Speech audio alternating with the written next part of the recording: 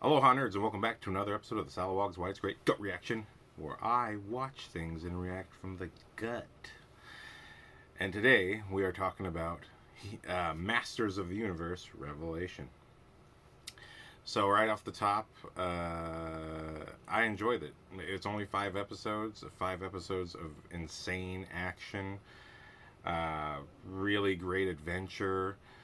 A lot of stuff that growing up, I'm a '90s kid, so technically I missed the He-Man time period. So right there, if you're only wanting to hear from someone who's a fan like you, I was not a fan of the '80s show. I grew up in the '90s. That was the past for me. Beast Wars and Gargoyles were my shows, which is maybe a clue to why I liked this so much. But I'm going to get into that. So first, before I get too far, I'm going to do a little review without spoiling too much. Hard not to. This is only 5 episodes and a lot happens. But without spoiling too much, I'm kind of going to react to the overall experience of the show. And then I'll do a segment where I discuss the spoilers and get into a little bit of the fan reaction, which I did not agree with until episode 5. And then I was like, okay, fan reaction justified. But also, it's only 5 episodes, so how could, that's a lot to pack into 5 episodes. So, that being said, let's just get into the spoiler-free part, where I talk about the parts I enjoyed, and I'll even admit to stuff I didn't quite enjoy. But up front, that first episode, if you wanted to get a non-He-Man fan to become a fan of He-Man, I think episode 1 achieves that. I think this is one of the interesting things about the show, because it's clearly made with a lot of love for the source material, but it's definitely one of those dark, like this is a fan who or a person who's seen it who had a completely different vision of the thing, and or not different vision, but just their vision is maybe different from maybe the mainstream expected vision.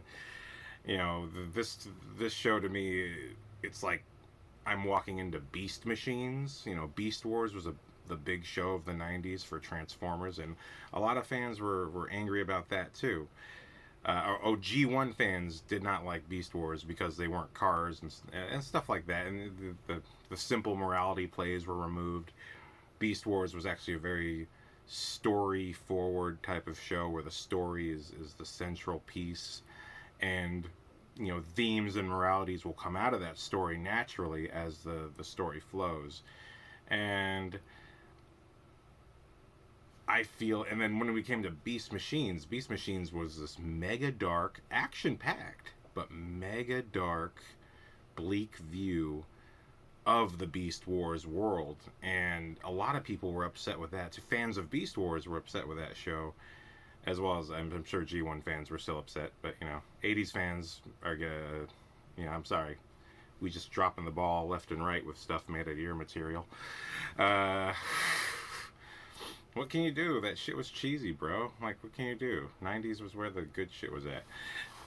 But yeah, okay. So with that in mind, that's what Masters of the Universe is from my point of view. Like, you straight up started with Beast Machines, skipped over Beast Wars, went straight to the darkest, scariest, most violent version of the show you could possibly do. But for a non-fan, it's like, oh, what's over here? Oh shit, oh, that's cool. Episode 1 is Skeletor versus He-Man in their penultimate battle. After years and years of fighting each other, this is their final battle, or is it? And it's an epic struggle over Castle Grayskull. So everything is happening. What's cool is now you got me, a non-fan, saying these frickin' words that I had no interest in before. But the first episode, I think, is as close to perfect as any of the episodes get, just in terms of how tight it is and how much action is. And I think episode 5 then is the next as close to perfect as it gets. But that's the one. Yeah, that's the one that made people really angry, I think.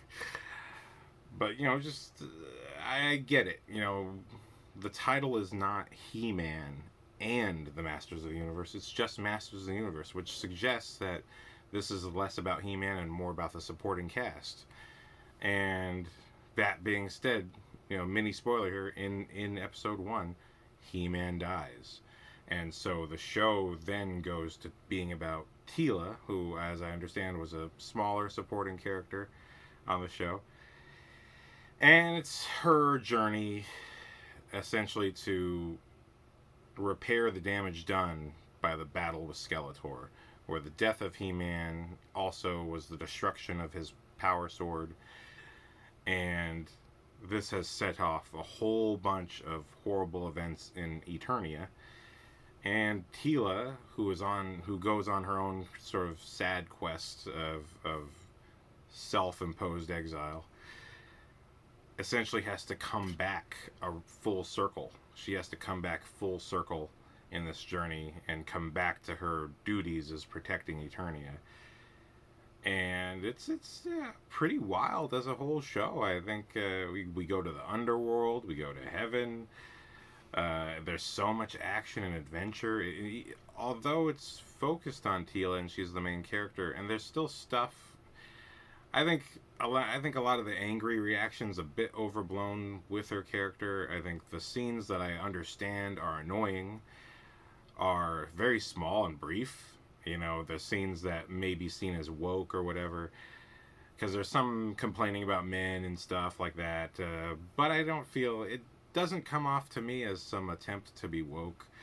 As someone who's a fan of Kevin Smith and has watched not that much of his podcast, but enough of his podcast to kind of get the vibe of the guy, I do not get a woke sense from this. This dude is not woke. Let me tell you, the creator of Jay and Silent Bob, is not woke. This show being about Tila, I don't. Again, there's some complaining about men, and there's some unnecessary anger toward He-Man, but I think under the premise that the show is going with, that He-Man dies in the first episode, and knowing how important he is and how powerful he is, I feel like there's a little leg room in there for, this person's just upset. This person's just really upset that their personal friend and hero and fellow hero has died. And when you're upset, you say messed up things and you kind of go the wrong way. And when someone dies, for sure, I know for sure with my own family, like, man, someone important dies, you kind of hole up and you kind of go away. So it's like it's crazy. But Tila being the main character, I don't feel at all is necessarily a bad thing, even though I know I too was expecting this to be a He-Man show. But then a couple weeks before the show even came out, I'm seeing some of the toys pop up, and they just said Masters of the Universe Revelation, not He-Man. So to me, that was a little clue. Titles are very important. Titles are important. The fact that He-Man was not in the title was very telling about what was to come. Because the minute I read that, I went, wait a minute, is He-Man not even in this show? Or is it not about him? And essentially that was the case, because we are getting all these little tales of the side characters and what happened to them after these events. And while it would have been cool to get a little bit more into each of them, I think we get enough of them to have excitement over what they do.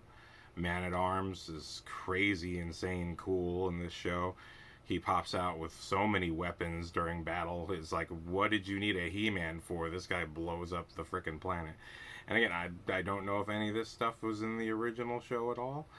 But just watching this show by itself in a little pocket of its own universe, I think it's really strong and cool how all the side characters are presented. The first episode is filled with so many last-minute saves and Deus Ex Machinas. Although that's what these characters are. It's filled with so many of those, you just don't expect He-Man to die. Each side character using their special power to save you at the last minute, as a superhero character should do. It's filled with so much of that He-Man dying at the end of the episode really is shocking. But the action itself is so visual and incredible. It feels like a movie. Overall, what I have to say, the positive of this show is that on Tila's adventure, meeting all the different side characters, it feels like a cinematic experience. I think Invincible is probably this year's best show.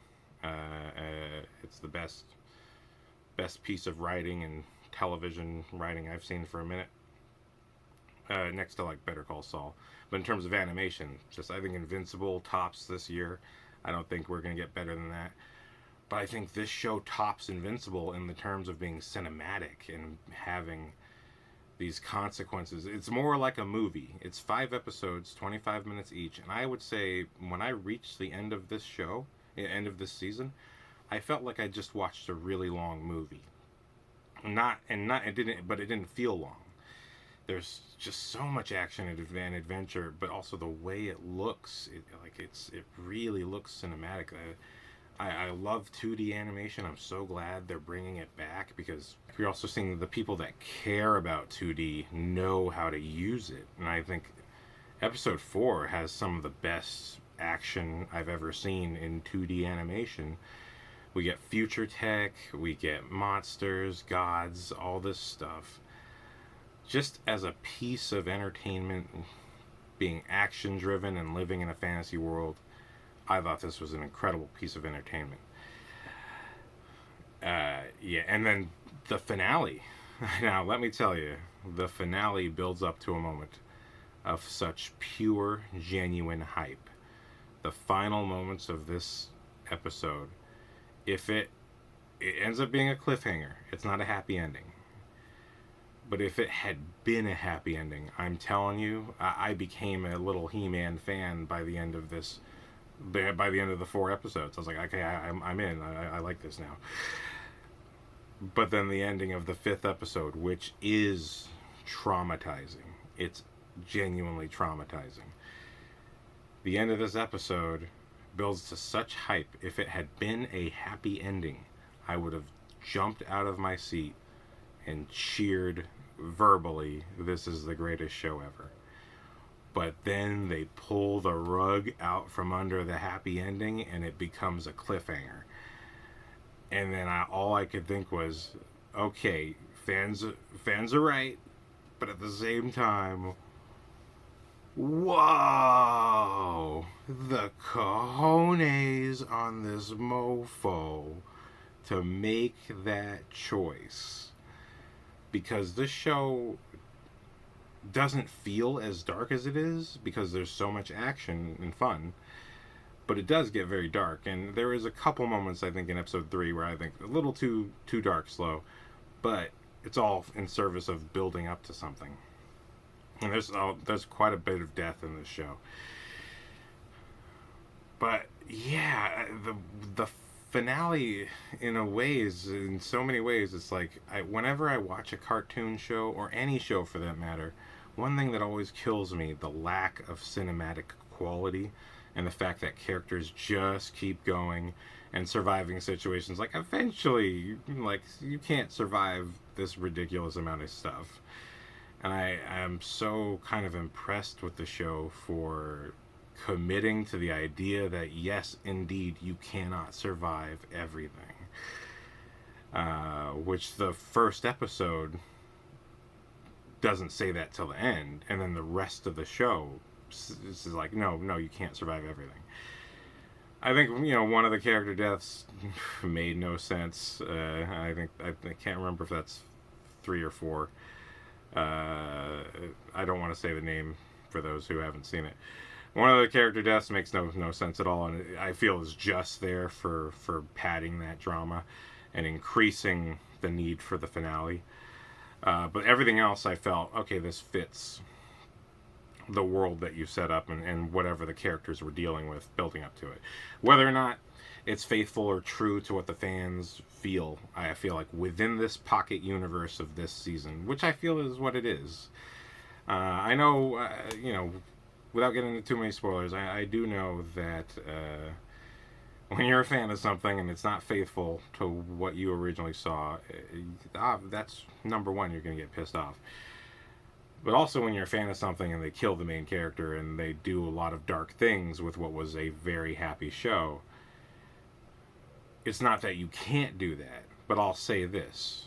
When the season ended, I wanted so much more He-Man and so much more all of it that honestly my feeling was the fans were right. but I'm not unhappy with the show. I love the show. What I want is fucking more. The fans were right, because we deserve more of this. I think the first episode really, if we were going to do this truly in the way that splits the difference for the fans who wanted more He-Man first, but also still moved the ball forward, like Beast Machines. We spend so much more time with the supporting cast of Beast Wars than we ever did on the actual show. I mean, each character got their own episodes, but they were just kind of silly, fun kid episodes. Even if there was character growth, it was just so light. Only the most notable thing with Beast Wars was Dinobot's death. And Optimus's death at the end of season 1, but Dinobot's death in the middle of season 2 was really heavy. But outside of that, so many episodes happen, things are fine. And Masters of Revelation really is what it should be called. But Masters of the Universe Revelation, it's so dark, but at the same time, it does so many things I wish regular television would do, which is be cinematic, have a story with consequences, and and it's cool. Hey, a female hero, there's nothing wrong with that to me. I mean, I love Hercules and I love Xena, and actually, Xena was the better show. Like, I tried to go back and watch Hercules. I'm like, yeah, I understand the little boy worshiping the guy he would like to be, but actually Xena was a superior show in terms of the writing. But to that end, like Masters of the Universe is so dark, but because of how fantastic I thought it was, I really just wanted more. And I would have loved, actually, for episode 1 at least to be... Really, episode 1 should have been season 1. If you wanted to please the fans, and I think that would have been a beautiful love letter. If episode 1 was season 1, and it just starts off with giving the fans where they left off, and then ends with the death of He-Man, then episodes 2 through 5, that really should have been season 2, and that would have been fine, I think, because again, the title is Masters of the Universe, it's not He-Man, but I think just that would have pleased the fans overall. If that would be a perfect first season. But then you would have the issue of repetition, but I think it would have been very nice. I think that's really what should have been, mostly also because I just want more now. And by all means, maybe that's the way you should do it. Maybe season 2 is the season 1, and then you do season 3, because now I just want more of all of it. And I'm happy to see Teela be the main character, but now I just also want more He-Man. I'm sitting here thinking, all of these characters are great. I would love to see them in their prime with this animation style, which goes back to what the fans are upset about. I think they were expecting that. They were expecting, they know it's Kevin Smith. They know he does his own thing. And those who are fans of both know that this is Kevin Smith and he does what he wants to do. Okay, I mean, that's just, first of all, you gotta calibrate your expectations for things. You know what I mean? It's like, if you just sit and look at the entire world as Christmas and what's in the boxes for me, I'm sorry, but you are never going to be happy. You are just going to be a miserable person. And that's what I felt from a lot of these fan reactions, because I'm like, look, this show had an original run. It had a revival in the 2000s. And it's going to have more. It's inevitable for things to change. It's inevitable that they're going to take things in a new direction and go with the times, because that is what happens. That's how movies and shows work. You can't escape it. I went through it. For me, the 90s, and okay, now I'm going to get into spoilers. Just that's my overall reaction. I just fucking wanted more. Should you watch it? I'm really not sure. If you loved He-Man and you want that original spirit, you're probably going to be disappointed. But if you loved He-Man and you are a sick, messed up person like myself, and you always wanted the sad, messed up Beast Machines version of your own show, then you will love it. And I think there's a lot of fans out there who are not afraid to challenge themselves, and they're not afraid of new weird stuff. And I'm saying weird. Yeah. But you know, I think for every fan who wanted the ultimate dramatic Independence Day version of their own show, I think there's a lot of fans out there like that. I think Power Rangers fans are like that, where we grew up and you're like, yeah, that was fun. But actually, our favorite episodes of that show were the darker cinematic episodes. I think if you're that kind of fan, you'll love it. So, I mean, yeah, that's what I gotta say. My gut reaction is if you're totally new to He-Man, check it out. And if you're one of those dark, messed up, twisted fans, you're gonna love it. And if you want the original spirit, I'm sorry, you're probably not gonna like it. That's just what I'll say for my gut reaction. Really entertaining but challenging piece.